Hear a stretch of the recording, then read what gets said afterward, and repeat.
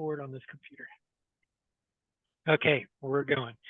So yeah, while we're waiting for the other guys to show up, I'll give you guys a quick, some quick shots of what where we were at and everything for the star party. And I think they're going to try to have one every year. So next year, you guys need to keep an eye open for it.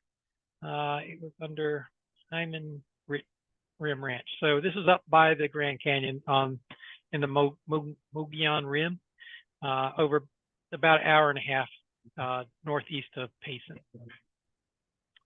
So here's a picture that I took. Oops, what happened to that Facebook? What went Facebook? That's interesting. I don't know why I have Facebook on there. All right, we won't look at that one. Yeah, on here we got the same picture, I think. Yeah, so here's a picture I took of, whoops. Of when we were set up and everything. You could clearly see the Milky Way. It wasn't quite as visible as that, but it's pretty close. It was pretty close to that visible. So it was a nice dark sky. He says a Bortle 2, which is almost as dark as you can get. What else do we got? Here's a time lapse I took with basically just sit down on a tripod and took a 30-second picture most of the night, and you can see all the stars going. Here's the south and here's the north. There's a wide angle lens. Here's one Leo took. He was there with us that night. He got a nice, good panoramic picture. You can clearly see the Milky Way running across there. And what else we got? Here's the group. Not really easy to see too much. Hanging out. It was a small group. It was just like 6 guys, which is fine because we were looking for a very small group just to get an idea of how to do it and what improvements we could make for next year and everything. So yeah, the ranch is a huge, well, it's a 20-acre ranch that Jerry purchased. He's one of the Superstition Mountains Astronomical League members. And I think he's also EVAC member. So anyway, he purchased it basically for his family. He went in with 3 of his kids, purchased it, and they've got this huge pavilion there. Oops. And it's basically just a getaway that they have. So let me see if I can get a picture of the pavilion. Yeah, here's the pavilion in the woods there. So, and it has a couple bathrooms and just nice setup there. No one's staying in the house right now. So yeah, it was a really nice trip. We really enjoyed it. So, oh, show you quick time lapse photography, real quick. There's the sky and everything going. I don't know how that's coming across over for you guys, but there's the Milky Way coming up. It was just a great night. So, what was your temperature at night, James? Cold. it got down to the 40s. Let me see if yeah, we were bundled up pretty well. It was interesting. Now some of the guys did not quite plan good enough, and they actually were pretty cold that night. And the next day they went and got some jackets. Went down, took an hour and a half drive, got some jackets. Yeah, this is me getting there in the evening. Let's see if I can. So yeah, I was well prepared because I know it gets cold at night anywhere you're. You know, it gets cold and you plan on it getting. So yeah, it got pretty cold, but it was great. All right, so that's that. Let's get started on the class. So materials. Before we do that, let me update something because I'm going to direct you guys to it. I just finished compiling something and I want to update the website. If you guys don't mind holding on a second there. Astronomy, and the page I want to update. Actually, that's directory. Let me just pull the entire directory over and let it copy while I'm actually, these are the guys here. And along with the web page. And let's see if that updates, because I was going to try to point you guys to that today too. So let me see if it updated. astronomy. Yes, good. And then the links. Yeah, that's all good. Okay. We'll talk about this in a little bit. So pulling up the materials. Yeah. So we're going to talk about accessories tonight. So there, as you guys are probably aware at this point, there's many accessories you can get for your telescope. You can continue to spend a lot of money for your telescope. So one of the most important things, a lot of the stuff you may have already is a headlamp. And I found I've got one that's this 77 outdoor LED rechargeable headlamp. Wait a second. Sorry about that. I have the other computer talking to me. Let me mute it real quick.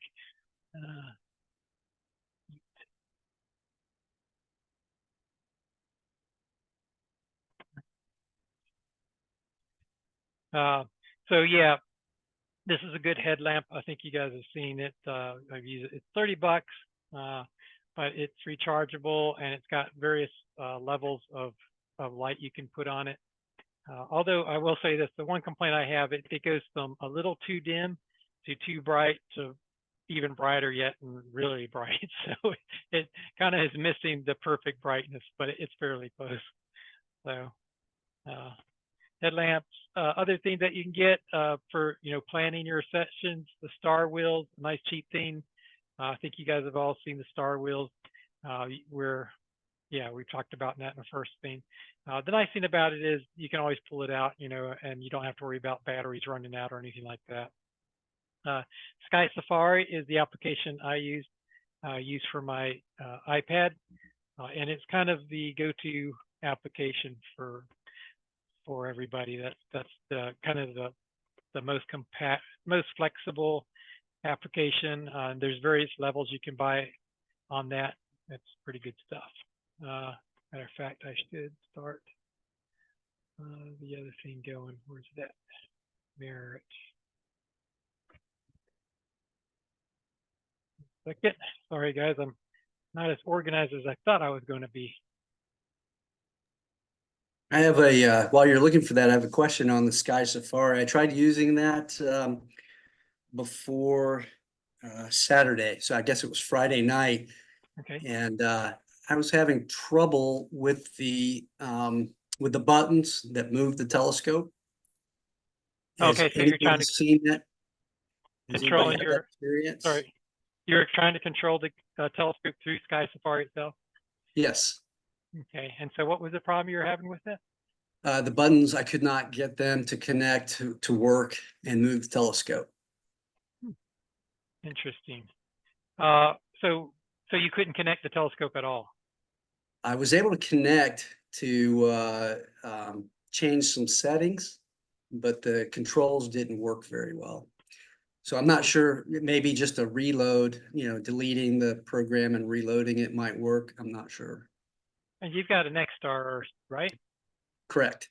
Yeah, that's what I use my thing. Let's go real quick at the settings here and take a look. Settings.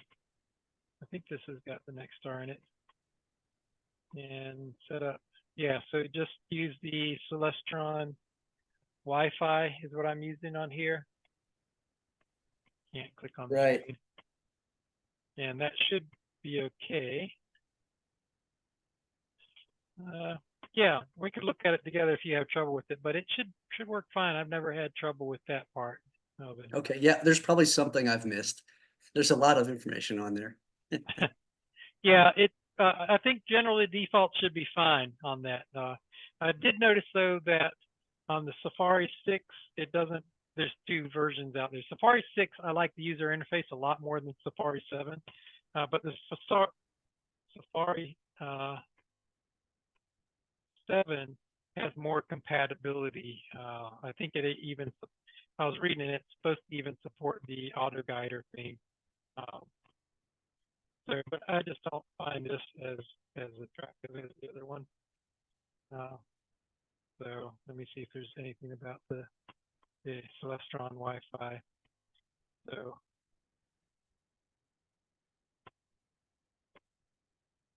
type. It looks the same. I don't know. As I understand, this supports the auto guider and the auto align application, but I don't, yeah, I can't remember if it actually does.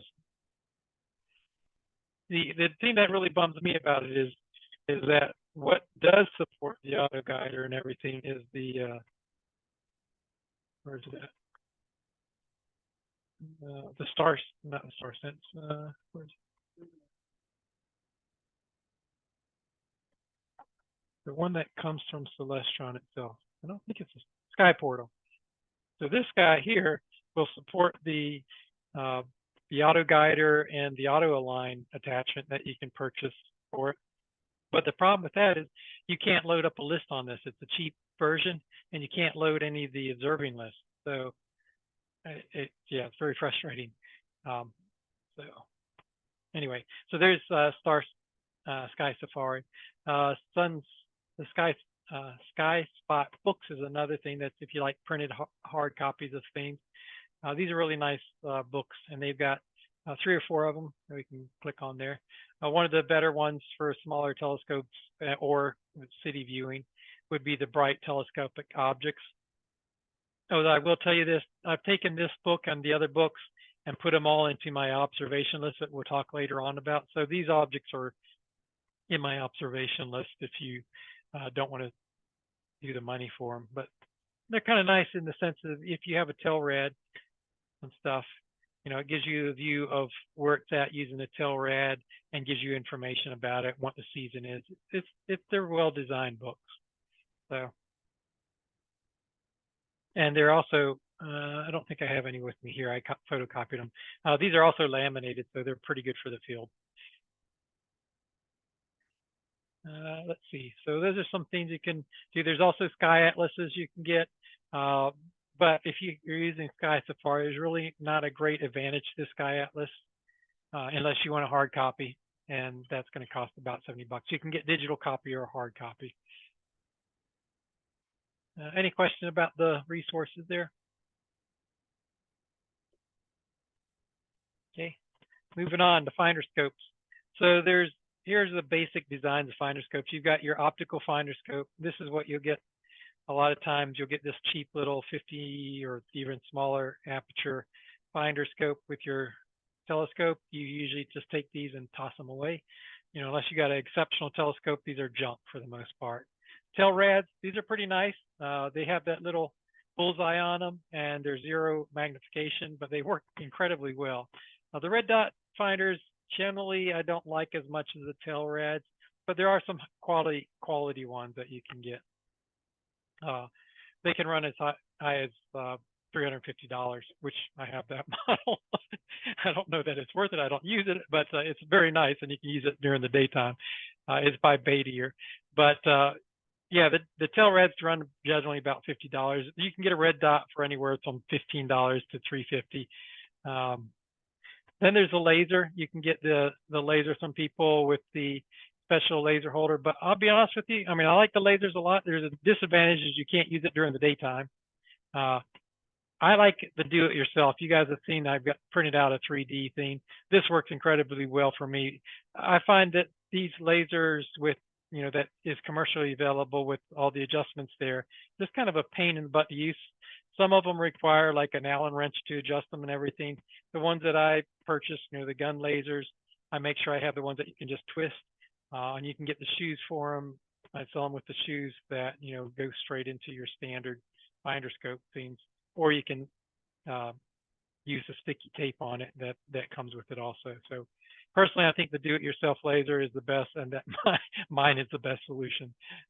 Unless, like I said, unless you're doing the daytime, then these Telrads or Telrads probably what I would go for. Any questions, comments, or experiences anyone wants to share about the finder scopes?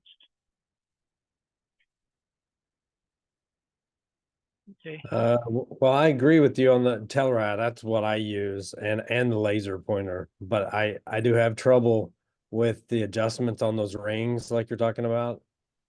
Yeah. I'm interested in that other laser that I've seen that. I think Ben's got one too, right? There's a couple of people that have it. Yeah, I sell them for $45. The laser itself costs like $25. So You sell the mount for it? The mount and the laser. Yeah, if you already have the laser, I can tell you the mount just by itself too. Well, I'm interested in that. I don't have that type. I have just one of the ones from Orion. Yeah, if you want me to, I'll be happy to bring it to the next lab. And if you can look at it, and if you want to buy it, you're welcome to it. Now you've got the 8-inch, right? Yeah, I have 8-inch Dob and 8-inch the C8 Celestron. Okay. So the reason why I'm asking for that is I don't know if I've got a picture. Let me see if I do. I'm trying to update my website for all the toys that I've created. I don't know if I've gotten to that one yet. Let me see. Trying tools. That's the other one. Yeah, I don't have it in here yet, but the mount is actually you can see. Let me increase the size of this. So you can see on here, you can either have this little guy here that you stick on with some tape that comes with it, and it just slides in there, or you can just have it where it goes into the shoe like this guy here does. And the way it's designed is it's shaped like this, so it has a shoe design, but it also can slip on here. So you can either just get it with the no stick on here, or with the stick on also, and it'll still work with the shoe. So. Okay, yeah, that would be perfect. Yeah. So the nice thing about that is you can, if you want, I can print multiple shoes. That cost you about $5 each, and then you could just have multiple shoes in one laser and put it on each one of them. Or like I said, if you already have a finder scope thing you can use, you don't even need the shoes. It's up to you. Okay. Okay. Yeah, that's what I like. Again, the nice thing about it is to install this, if you're using the shoe already, you don't need any tools to do it. And if you're using my shoe, then all you have is a sticky tape, so you don't need any tools. And the adjustments are using little knobs that just you turn, so it works well. Okay, any other questions about finder scopes? Okay, moving on, eyepieces. So there's a lot of different eyepieces, and the price ranges of them go from $25 on the low end to up, maybe $1,000 for a single eyepiece. Those are what they call, they're like pineapple bombs. I don't know if you guys have seen, some of those things are huge. Those eyepieces are huge. Generally, the most cost-effective design is a Plossl design. If you get a Plossl eyepiece, it's going to be pretty low price, but the quality image is going to be probably pretty good. The trick is that Celestron and Meade sell all kinds of eyepieces, and they're the biggest manufacturers, along with maybe what's that, Orion.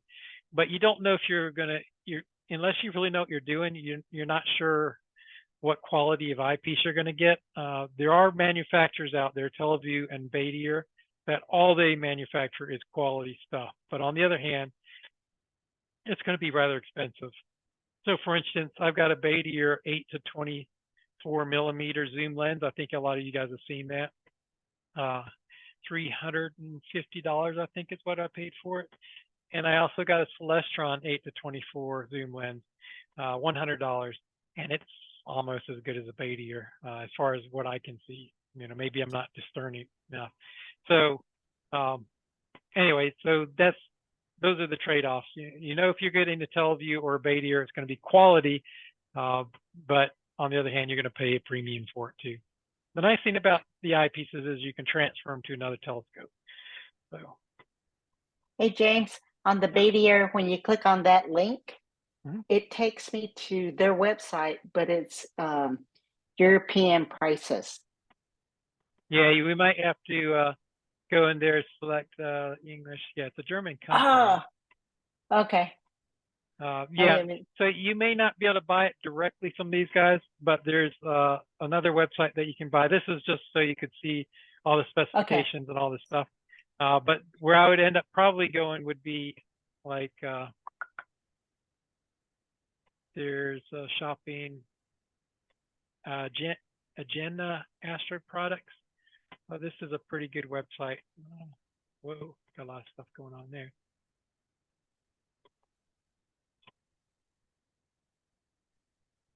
There's Badier stuff in here. So you probably end up having to go, I get rid of all these. I don't know if I can get rid of all these, but anyway, you go in here and buy the stuff. This is a pretty good website. Okay. Oh, there they go. Here, 8. Let's see if I type 8 to 24. 5 hyper. That might be it.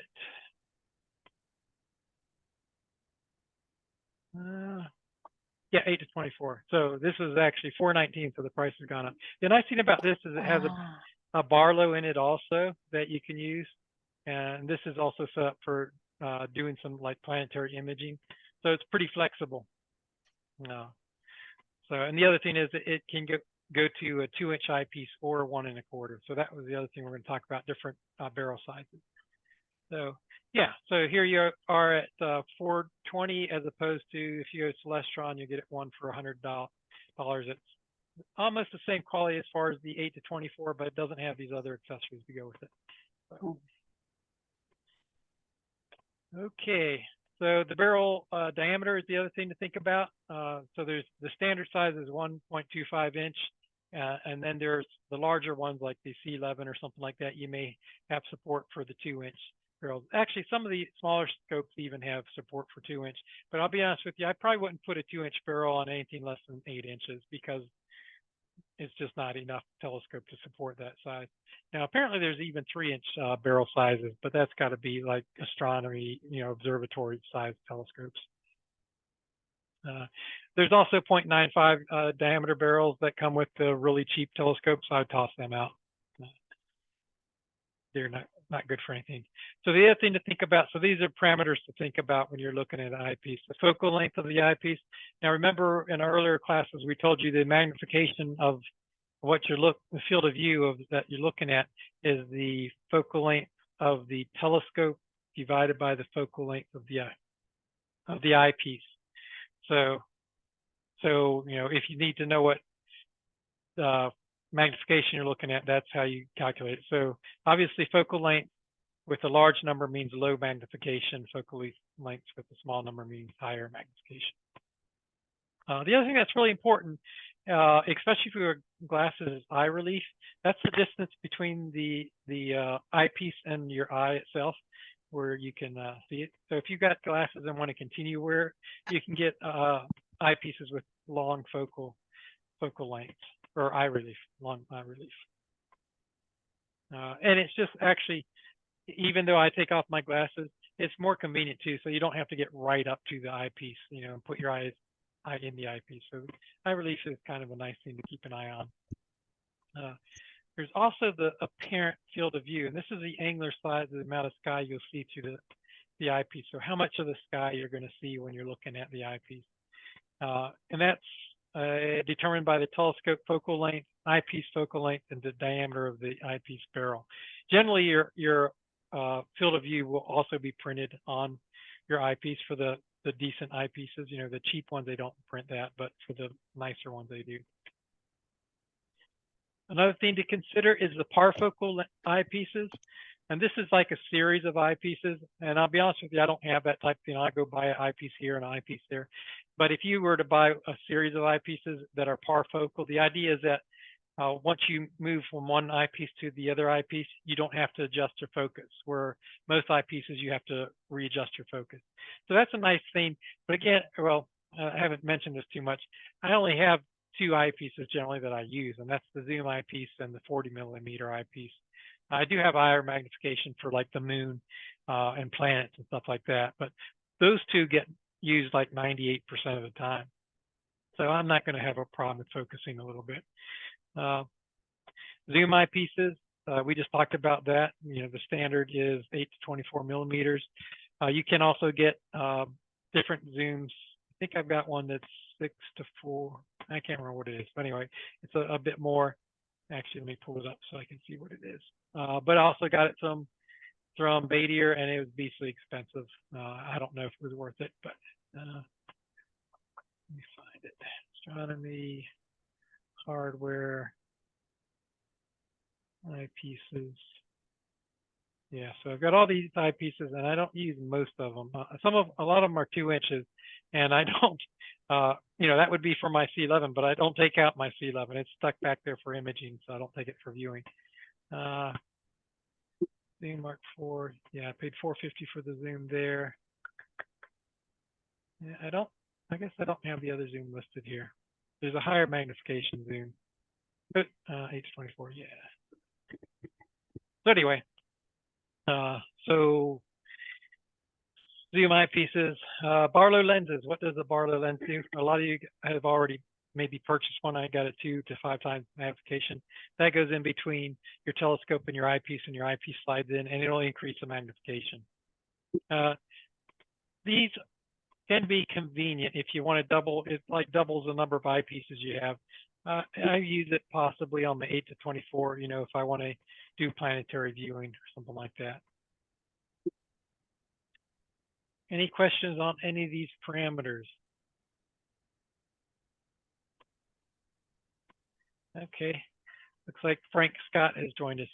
Who's Frank Scott? Is that you, Frank, that's using? Yeah, anyway, I'm sure it's someone that's a regular, but they got someone else's name they're using, I think.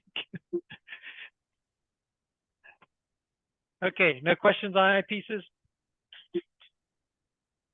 Like I said, personally, I have 2 eyepieces that I generally use, and that's about it. Now, I will tell you this, you know, some of you guys have an 11-inch telescope. The 2-inch eyepieces are better on the 11-inch eyepiece, on 11-inch telescope. So in that case, I don't think they have zoom lenses with the 2-inch barrels, you know, besides that beta ear, but it just has a barrel that adapts it to it. It's not really the 2-inch. So you may need more than 2 eyepieces if you're using your C11. So we talked about that. Celestron. So the Celestron Omni Plausible series is a pretty good, if you're looking for a series of eyepieces, it's a pretty nice eyepieces, and the prices are very good. Again, I wouldn't spend the money for it. I'll just give it to the Celestron 40 millimeter.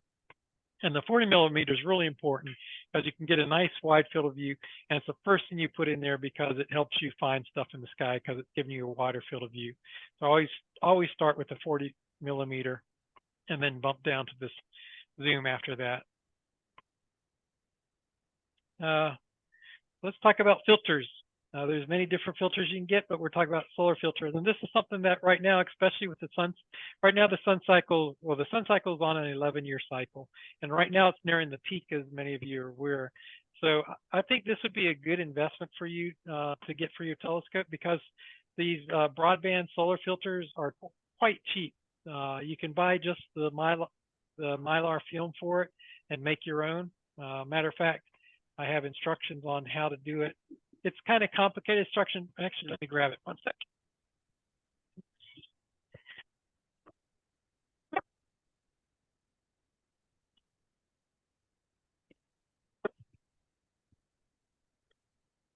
So I have instructions. Where are we at?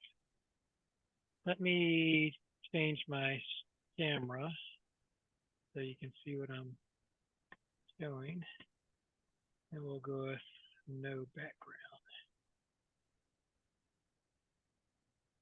So this is a homemade one that I did. And the Mylar's right here. And the way I made it was, I made it so it would stick on the telescope, and you take, and it has a cover for stuff. So yeah, you just stick it on there, and it's got this cover that will go on to keep it safe while you're in transport and stuff. It's just using the phone board type of stuff. It's a little complicated for filters. I mean, you can just get a piece of cardboard and make one, but I found this is kind of nice. You know, you can cover it and travel with it pretty quickly. I actually have instructions on how to do that on my web page. Let's see, I think it's actually in the beginners class, I believe. Let me get to that. So if we go to home page and go to the beginner's guide to small telescopes, click on that. And there's instructions on making your own filter. If you click on that, a PDF will come up here. It shows what material you need and the step-by-step process on how to make your own filter. Again, this is a lot, maybe might seem a lot more complicated than it has to be, but it's pretty nice when it's all done and said, and it'll last a good long time. So that's a real good investment. I will, because now you can look at the sun at any time, and these are the kind of, with these broadband filters, this is, you're going to be able to see that kind of stuff with it. And a small telescope works great for solar filters. One thing to think about though, when you do go to buy the paper, if you're going to make your own, the Mylar film, make sure you buy it from a reputable source. And the Badier Planetarium is reputable, and also Thousand Oaks Optical, which actually, by the way, is in Arizona, I believe. They're based here in Arizona. I like the Badier Planetarium because theirs, instead of yellow, is I think it's white or blue image that you see. But it's just different. They show you the same stuff. Any questions on the solar filter? That Venus transit photo that you have, is that with your 8-inch or 11-inch or something else? I believe, let me see if I can follow the link. I think that was with my Questar. Yeah, I think that was with my Questar. I think I took that out at work. So Pretty good. Yeah. Yeah, that won't happen for a long time. That was the freakiest thing. There's Venus, Mercury transits, like in a 2-year period. I think there was 2 Venus transit and the Mercury transit and all these eclipses going on. And then there's not going to be anything for like another 30 years, another Venus or Mercury transit. It was really weird. It was like there's a whole bunch in 2 years and now nothing forever going forward. So. Other filters. I think we've talked a little bit about the polarizing and variable filters for the moon. That's a good filter for the moon. You can actually change, twist it and change how much light you're cutting out. So that's a pretty nice filter. Then there's light pollution filters, and they range from $30 to $200. I don't know if you guys have ever seen the filters. Here's, you can get the 2-inch size filters, or you can get the smaller 1 1/4. And the way the filters work is, here, they just thread right into the barrel of your eyepiece, and that's how. And then you look through the eyepiece. The only unfortunate thing is you have to, take the eyepiece out and thread it in, and put it back in. So that's how they work. Now the question is, and then there's filters for planet. You can get color filters. Do the filters actually bring any? These other filters, the light pollution filters, bring anything to the table? We'll talk about them in a lot more detail here in a little bit. It's controversial as to whether they're really worth it or not. I'll be honest with you. I can say this. I mean, in imaging, they make a world of difference. For visual viewing, it's not so cut and dry. What I have found, the Badier Moon and SkyGo filter, which costs $95, is a really good overall filter. Even though you may not see much of a difference, you can use it on the moon and to cut down the moonlight a bit and crisp up things a little bit. Planets, it works pretty good. It's very close to a blue filter, and the blue filters are really good for planets. We'll talk about that a little bit in the future. And also, it does cut down light pollution. You would not believe how much light pollution it cuts out for astrophotography. It works really well, which is incredible because it's kind of just like a general purpose filter. But visually, you're not going to notice a lot. What I've noticed is it crisps things up just a little bit, but it's very, very hard to distinguish how much it's crisping things up. But I think it does help a little bit. So if I were to buy a filter, this would be the first one I would buy after like a polarizing one for the moon, because you can use this on the moon, you can use it on the planet, and you can use it in deep sky, and it does, it does help with all those, subtle as it may be. So I did actually do a whole paper on deep sky filters for visual observation. So let's we've got the time. Let's pull that up. So when you're talking about filters, there's various types of filters, and what we're talking about is over here on the visual. There's imaging filters, and then there's visual filters. And sometimes they cross over, but actually not too often. So the visual, you have deep sky versus solar system type of filters. Solar system being the planet, the moon, stuff like that. We're not going to, this paper isn't about those type of filters. What it's talking about is deep sky in this paper. And there's two types of filters, two general types of filters. There's black body versus discrete. So I think a lot of you guys in here have had chemistry experience and physics possibly too. So what is a black body? When it seems to get a certain temperature, start really getting hot, it starts emitting a spectra, a broadband spectra that follows a curve, a Gaussian curve. That's black body. Discrete is individual wavelengths. So let's go ahead and talk about black body versus that. So here's a black body radiation. So as you can see in this graph here, the actual curve that is associated with the light being emitted by an object is completely dependent on the temperature. So at 7,000 K, this is the type of spectrum you get off of it, 6,000 K, 5,000, and so forth. So that's a black body radiation. What we're talking about when we're talking about black body is things where the electrons are no longer associated with the atoms. Let me see who we got. For some reason, I can't see who's in the meeting. I know we've got Adeline and we've got Jeff, and who else is there? Frank.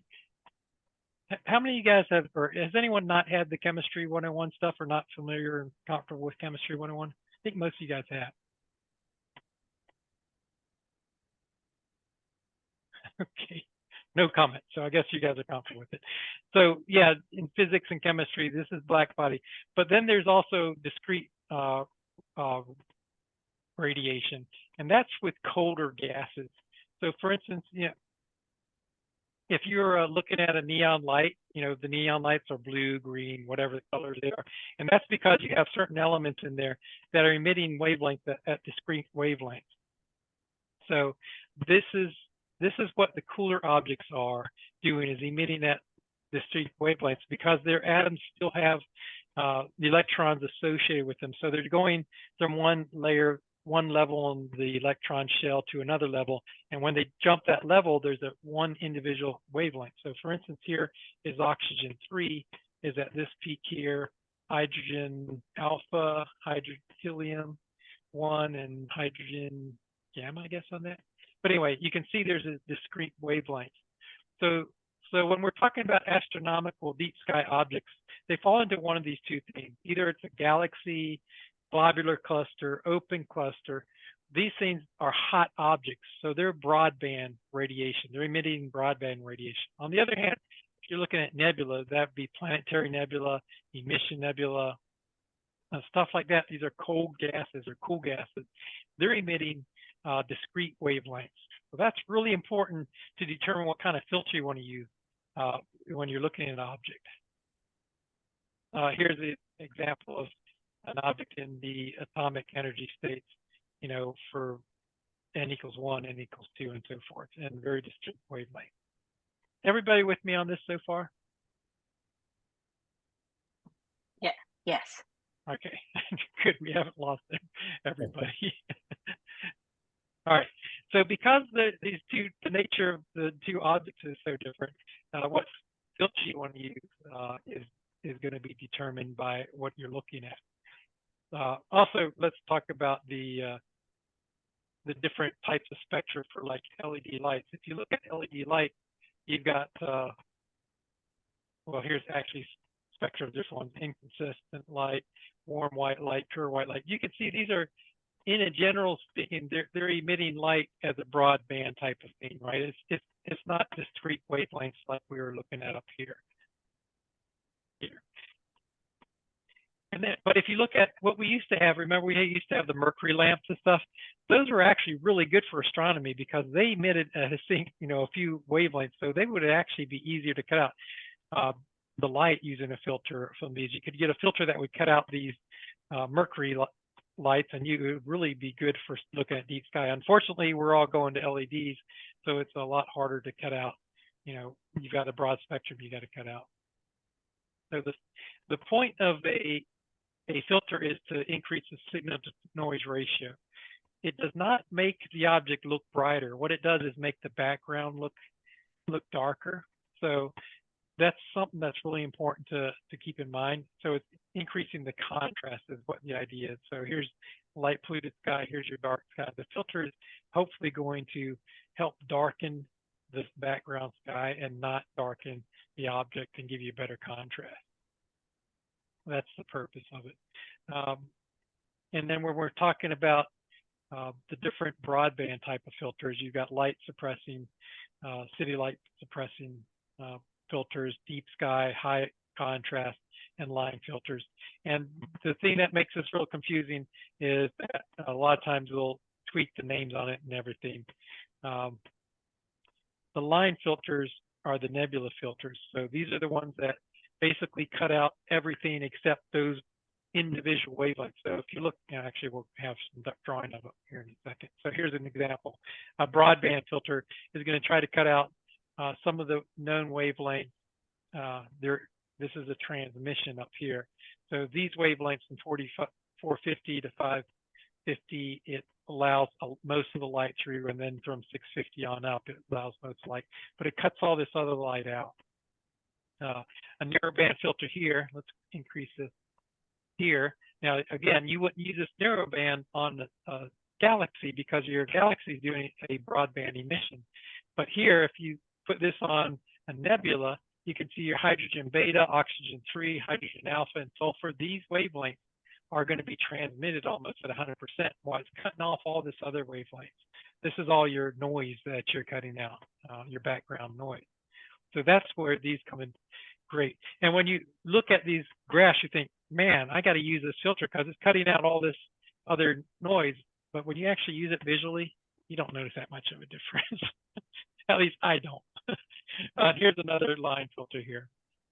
So again, we're talking broadband filters and narrowband filters, and then there's oxygen 3 filters. These are particularly good for planetary nebulas. Apparently there must be a lot of oxygen in planetary nebula and supernova remnants. And actually, I did use an oxygen 3 filter on the Vale Nebula at that star party, and it did make a difference. It went from, and we should try this at the lab. It went from, there's a star 51 Sigma, I think is what it's called. The Vale goes right through. Actually, I've got to draw a picture of it. Let me show you what it looks like. Well, it won't look like this in real life, but this is what it looks like, the picture of it.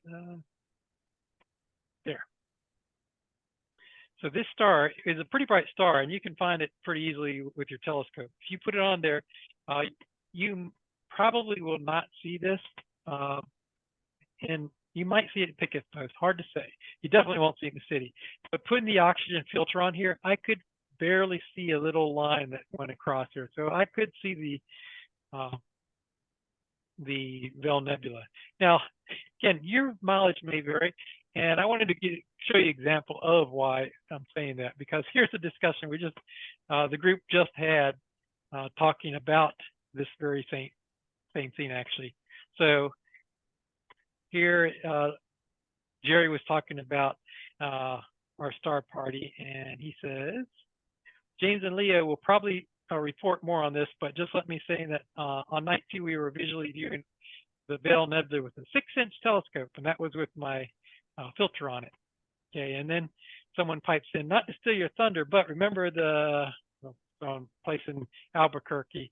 Well, I brought my Questar, so he had Questar 3.5 inch, and he was able to see the entire Vale Nebula through the eyepiece. And I don't think he was using a visual nebula filter. Just shows you what a dark sky can do. And then, yeah, that's awesome. Guys, and then someone else pipes in. I agree with Bill. The Vale is visible in smaller scopes under dark skies. I observed it in September. Beauty separately at 45, faintly visible without a filter, but the oxygen filter really popped it out. In our skies, the Ranchi, I've easily seen it with small scope. I didn't think it popped. I mean, it did make it from not being able to see it to being able to see it, but that was using averted vision for me. So you're going to get different opinions, and I guess your mileage is going to be different. So what I'm saying is, don't necessarily believe anything one person tells you, because I've read many times that said, "Oh, oxygen filter on the Bell Nebula, you can just see it night and day. It's great. It's so visible and everything." I didn't notice that myself, but maybe you will. Who knows? So anyway, this will be a good one for you to target the lab, because I'll bring an oxygen filter. And so I think what we want to do is, I know I'm floating around with a lot of people at the labs now because it's open to the general, but maybe at 9:30, I plan on bringing this filter wheel with me, and I'm going to put an oxygen filter in here and some broadband filters in here. And what I'll do is I'll take it to some of you guys and have you just slide where your eyepiece would go in, you slide that in here and put your eyepiece on top of here. And then all you have to do is turn this wheel and you can go to the different filters and check them out. So hopefully in the next lab, let you play around with it yourself and see what difference you get on it. I'll send it to each student for, 10 or 15 minutes, let them play with it and check out a broadband object, check out the Veil Nebula, because it's going to be high in the sky, and see how they work for you. I think what you're going to find is it's very subtle. Is it worth spending the money on? Maybe oxygen free might be worth it. Maybe not. Questions so far? Okay, where were we at?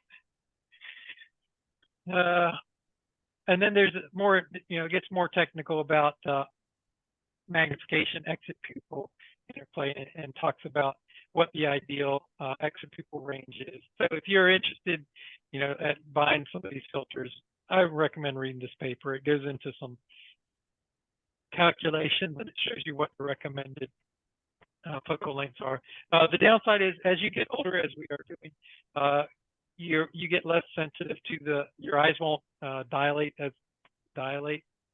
open up as much as they do when you're younger. So it's much harder to get benefit from looking at different things. So this will talk about your age. Down here, eyepiece focal range, the different recommended eyepiece recommended for different ages. So here's if your age is less than 40, recommendations. So it's weird, but your age does come into play on what to use, and talks about all this stuff. So check out that paper if you're interested in it.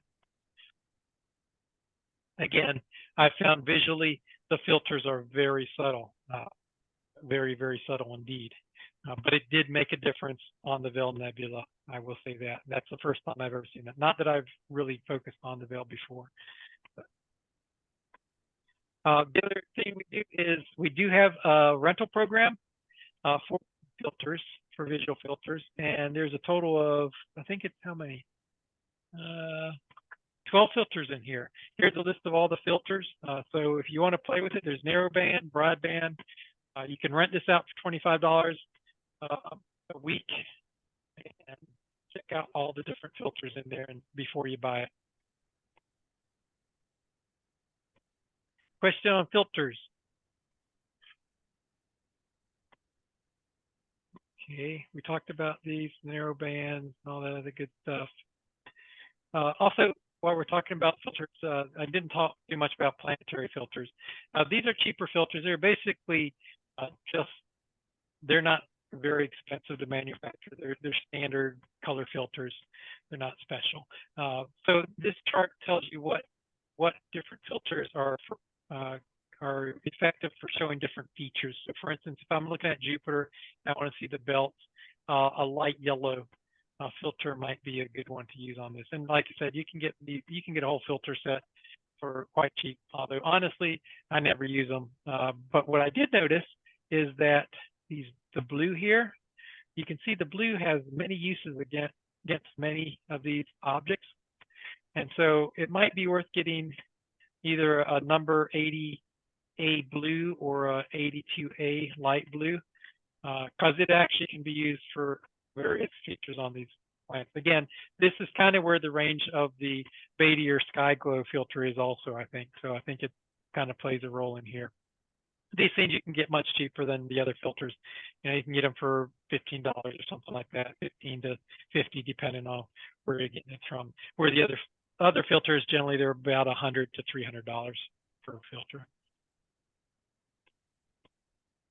Any questions on this? Okay. Let's see. Next topic. So we talked just generally overall that material we covered: emission nebula, planetary nebula, supernova remnants use narrow band filters. Again, oxygen-3 seems to be pretty good. Stars, galaxies, globular clusters, open clusters, broadband filters are what you want to use. The Beatty is a pretty good one for that.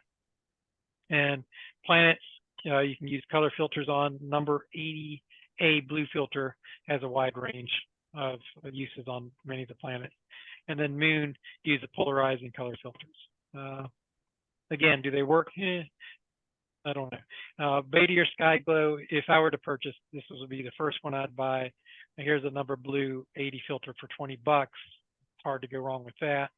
And then the polarizing filter, you might want to put the polarizing filter above priorities on the blue, and maybe above the Beatty, because the moon, if you're going to look at the moon, this is definitely one of the better ones to have.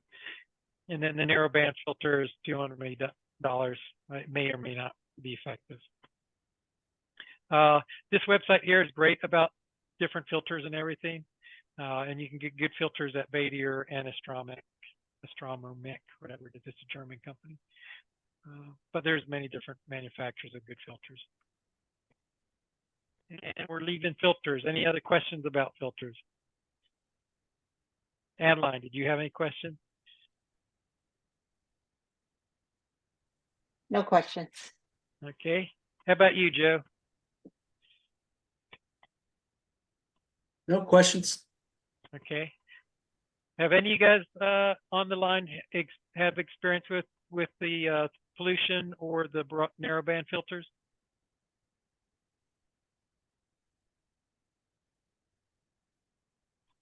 Take that as what's well, that? I was gonna say I have I think it's a Sky Glow filter, but I haven't used it that much. And like you said, it's real subtle when I have used it. I used it, we were out at Quartzsite and I used it to look at Orion Nebula, and I could see a difference in the dust lanes, but that was the only time, and it was pretty dark out there. Yeah, so that Sky Glow, I used to actually just put it in my star diagonal and just leave it in there because it's, like I said, it just kind of crispens up. But I didn't notice this before, but I think it does change the color a little bit. And so that bothered me a little bit. So I don't keep it in there as standard anymore because I do want to get some of the colors. But it would, like I said, it works on everything, broadband and narrowband. But like if I was looking at the Orion Nebula, then you probably want to go to one of those narrowband ones ideally. But the Sky Glow could help, a little bit. Again, subtleness. Okay. Other accessories. I talked about Sky Safari already. Sky Wheel LED lamp. Portable tables. I kind of like, you can go as cheap as 40, or here, the one I like is, I think this is it. It's a bamboo one. It's actually pretty nice, and it breaks down. Yeah, breaks down really nice. So if you're looking for a decent little table, this is a good one. The one I've got listed for $40 is pretty small. This one's a little larger, and it breaks down to a nice little bag. Yeah, it's a nice table. I'm pretty happy with this guy. Okay. So tables.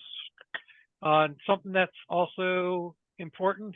Here's a portable stool. Now, chairs can range up to hundreds of dollars. As a matter of fact, I think the one I use is like $350. Again, it's made by, that one's Teleview, but you can get cheap little ones like this one's $32. That is pretty nice and compact, and it's a nice grab and go one. So that's a cheap option. these things just make life a little easier. Something that's very important is the bulb and a brush, and these are two good ones. This brush here, the Orion Ultra brush, is a nice brush. And what I do, so you want to avoid having to clean your optics. And the best way to do that is to keep your optics fairly clean. Because what I found when I used to go to college, they had, a big C14 observatory there, and we'd get dust and no one would clean it. And what I found is the dust starts, after a while, it starts getting sticky.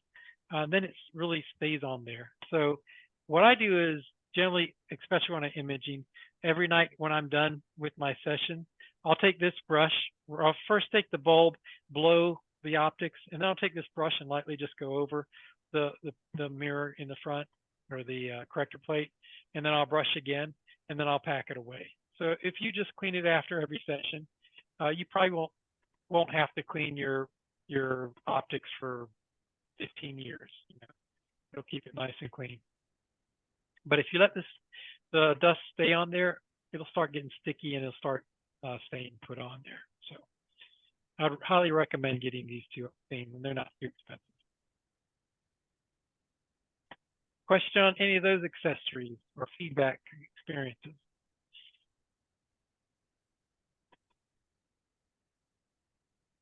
Okay. And I don't think we're going to spend too much time on this because everyone's pretty much got the telescopes that they need at this point. But so what I did here is an example of how to put together a lower budget telescope. Here is a recommendation. This telescope you can get for $240. Is an eyepiece, Barlow, and you're down $480 for that configuration. This is probably more most people ideally do is get this Nexstar 6 or 8-inch telescope, $1,000. Eyepieces are the same. Get an adapter, moon and sky glow filter, and $1,400 to set up something like that. And this is a pretty nice little setup.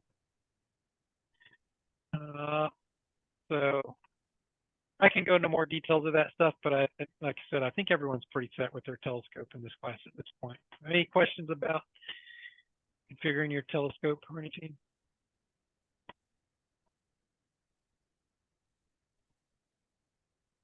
Okay, references and resources. A great website is this Astronomy Technology Today. It always talks about the latest technology that's the newest toys.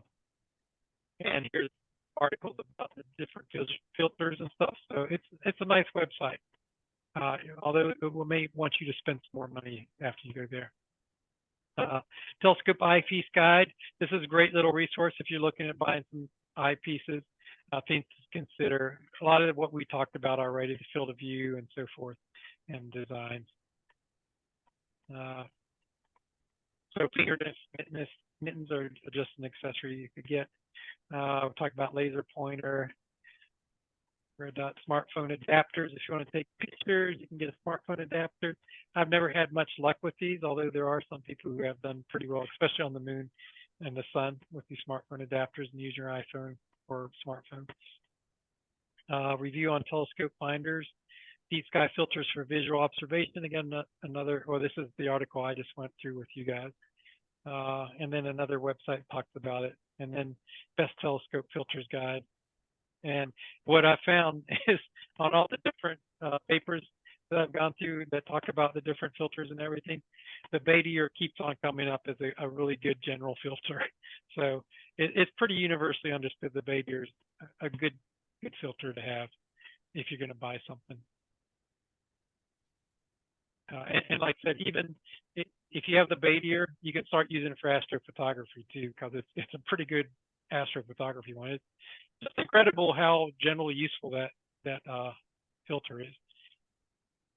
And I think that covers everything. The next chapter we're going to go through is using your telescope, and we'll talk about photography. Matter of fact, we do have time. I think I'll hit on that some because the next class we're going to do is about software used for planning your session. And I think that can go on a little long depending on how we're doing it. So let's talk a little bit. We'll hit this a little bit, and then we'll call it a night. I'll talk about our lab also. So going into chapter 5, there's different aspects of photography you can do with the telescope. You can, and different amounts of money you can spend. So for instance, you want to take pictures of the moon, you can get your smartphone up there, and that costs you anywhere from $0 to put your smartphone up there, or to get a little holder for it. And you can get some decent little pictures of the moon and the sun, and even Jupiter, Saturn possibly with that. Another way to do it is if you have a telescope that's tracking equatorial, you can always piggyback your camera on the back of there, and no cost in that except for the adapter to attach a camera on the back of the telescope. And you can actually, the nice thing about that is you can get some wide field of views, and you can also start doing some techniques for deep sky photography on this. So it's another cheap option how to get into some photography.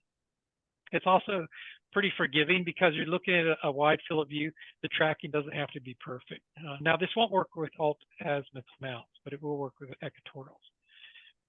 Now, the next level up is moon and planetary imaging, and that can cost $100 to $500. This is where you want to start maybe considering buying a dedicated camera, although you still can use SLRs for this if you wanted to, or digital cameras. And the idea behind this is you take a video as opposed to individual still photo. You take a video and then you put it in software, and all the software associated with this kind of stuff here is free.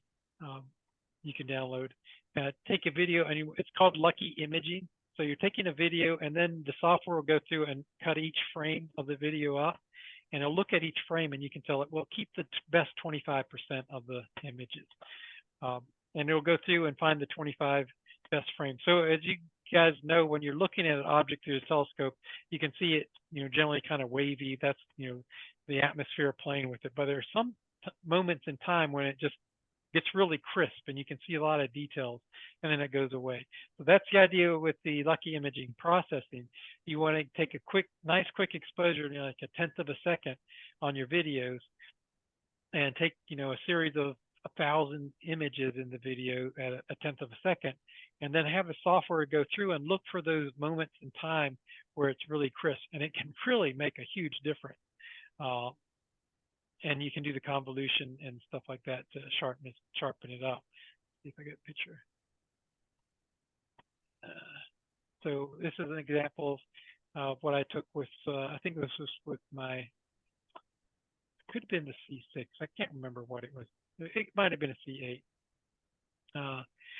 And then one night I was able to, where is it at? One night, most of the planets were out throughout the night, and so I was able to actually get 6 planets in one night. So I get, Jupiter, Saturn, Pluto, Neptune, Uranus, Mars. The kind of thing about Mars, this is what I used to look at in our C14 in college, is, I don't know if you can see it, but there's a little white cap here. That's the polar cap.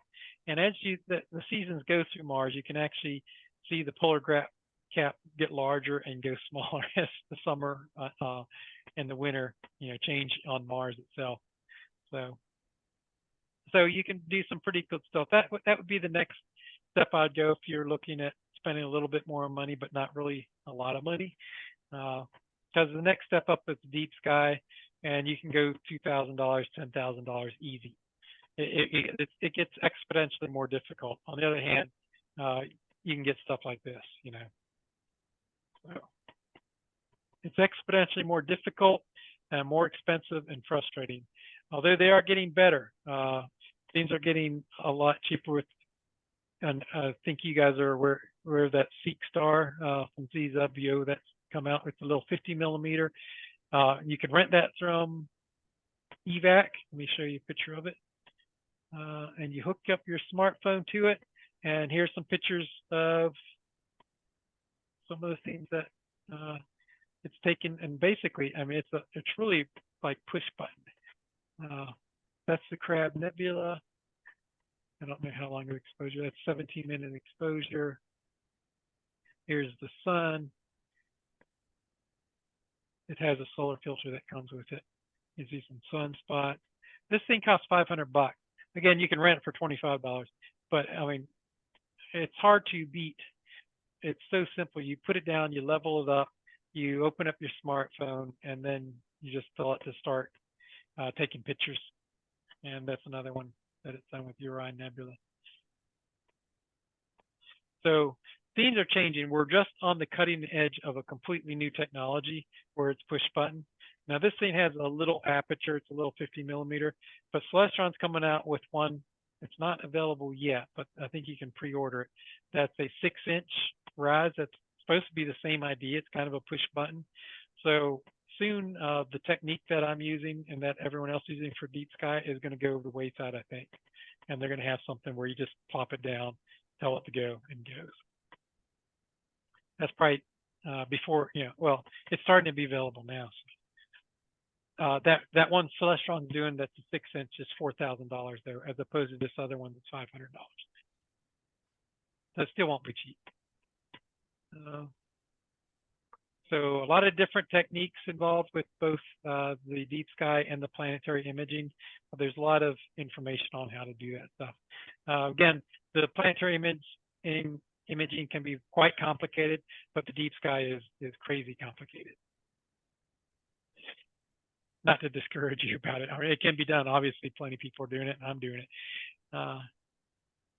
So targets for beginners. If you want to do imaging, take a look at the moon. Multiple star systems are great to look at. Planets are good things to look at.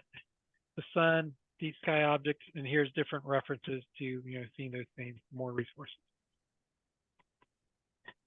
Okay. Maintenance, cleaning optics. We talked about that already. There's you want to make sure you clean your optics every time, or just check your optics every time after you use it. Most everyone has Smith Cassegrain in this class, and that's all you do is check that corrector plate, use the bulb, blow it, and you may not even need to use a brush, but definitely use a bulb and just blow it. Collimation is something we all got to keep in mind with Smith Cassegrain. There's a picture of a well collimated Smith Cassegrain and a badly collimated Smith Cassegrain. And here's the instructions on how to do it.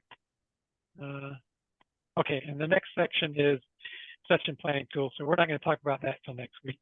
But while we're talking about targets for beginners, I just updated the website. So back on my website, if you go to my home page, artmetrics.com, and then select the astronomy link located up here on the left, and I'll send this link to you guys for the next session. But I went through using some of the software talked about in the next class. I used Astro Planner to make a list of 260 targets. This is throughout the year. This is what I've kind of been feeding you guys of lists, things to look at, but I've given you a narrowed down based on what the season was and what's up at that time of night. This list here, the Astro Planner list, has for basically stuff for the year round. And Sky Safari Pro, you can download this SKY list and import that into your Sky Safari Pro. I also have an Excel spreadsheet version of it. You can click on here and download, and a printable PDF. Let me open that up real quick. So this should look familiar, except it has a whole bunch of stuff. It's ordered by constellation, the type, and then the transit time. So, next week when you go to look at, to go out, you can, if you want to use this or else the Sky Safari. Sky Safari, you don't have to worry about the seasons because it's going to be on Sky Safari and you'll see what to look at. But you can say, oh, let's see, Cygnus is going to be up. So I can come here to Cygnus. Cygnus, take a look here, and this is a new thing I haven't mentioned till now, carbon stars. I have not looked at any carbon stars myself. I was hoping on looking at some last week, but I didn't get a chance. Apparently these carbon stars can be red, and some of them are like blood red.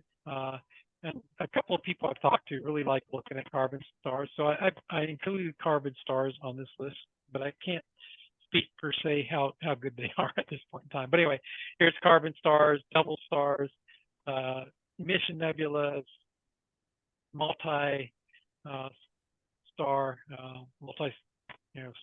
3 or 4 stars in the system, open clusters, triple star system, double star system. Oops, that's past. Anyway, so just this is a great list for a lot of different stuff throughout the year. So this is downloadable, and my website, I just posted it during class here in the beginning of class. Just click on any of these links and you can download any of those if you want. Questions on this list here? There's 30 carbon stars, 43 double stars, 17 triple, 29 multiple, 51 galaxies, 49 open clusters, 29 globular clusters, 7 dark nebula, 6 emission nebula, 6 planetary nebula. Most of these themes are hopefully going to be accessible for 6-inch telescopes or not. Questions about these?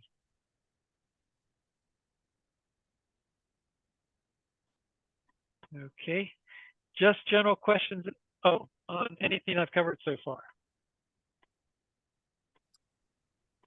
Hey, James, just out of curiosity, for the air blower, when you clean the lens, you know how they have for computers that air blower in an aerosol can? Would that hurt the lens? Oh, the aerosol can? They should be okay. I prefer the little pumps myself, but you can certainly use those. They should be fine, I'm sure. Okay, I was just curious. Not that I would use it. But you can. You definitely could. Yeah. Good question. Okay. Other questions? Okay, let's look at our labs. I don't think there's going to be a lot to cover in the lab. Let me see. Course materials, classes, labs. There. Well, our last lab was kind of free and open, and then the next lab we're going to do is going to be free and open also. So even though I think what we have on for the last lab is supposed to be collimation, but I think we've covered that a lot. And if just check to see if your telescope, I think we looked at everyone's telescope and it's pretty well collimated. Adeline, yours is a new telescope, so hopefully it's collimated. Have you had a chance to verify on yours, Adeline? I haven't verified, but we're going up to Santa Fe this weekend, so hopefully I should be able to do that. Okay, you know how to do that? As far as all you do is take a nice bright star, defocus it, and look for that ring pattern. Okay. So, and sometimes it especially happens with Newtonians, is they get completely out of alignment with Newtonians. But your Schmidt cascade was probably packed well enough. It should be okay, but definitely check it just to make sure. Okay. So yeah, the lab 5 is about collimation. We talked about treat with care, don't touch the optics. Yeah, that's the worst thing you can do is touch any glass surfaces, because your oils will get on there and screw it up. So do not touch them if you can help it. Also keep your optics covered.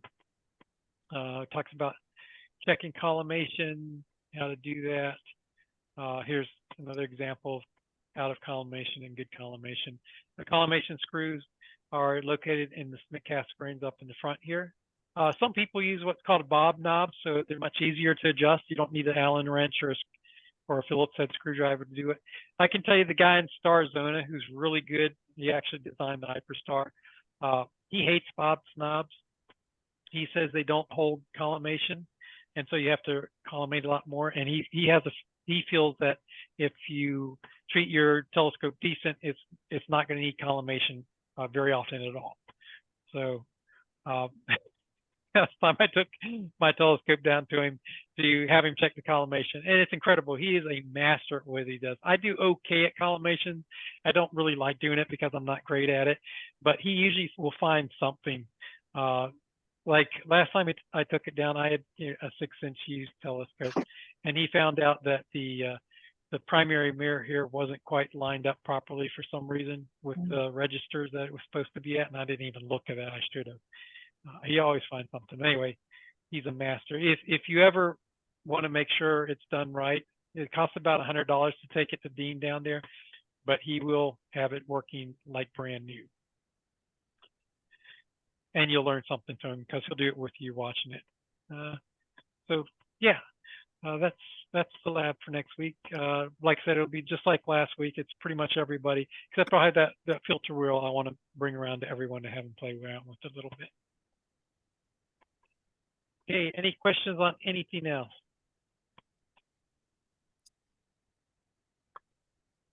Okay, well, I think that about covers it for this week. And thanks for everyone for attending. Again, apologize for missing last week. We will next week have the final Zoom meeting. If you guys don't mind, is that going to be a problem with anybody, or is everyone going to be able to make it? What's the date on that? It'll be 1 week from today. So that'll be, what's the day? 16th or 4th, so the 11th. That should be good. Yeah, I should be okay. Okay. Great. Okay.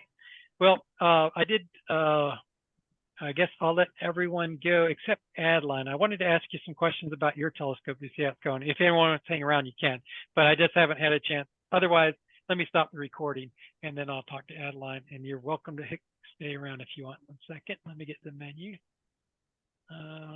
Menu. Good night, you all. I'll see you Saturday. Right, Okay. see you later.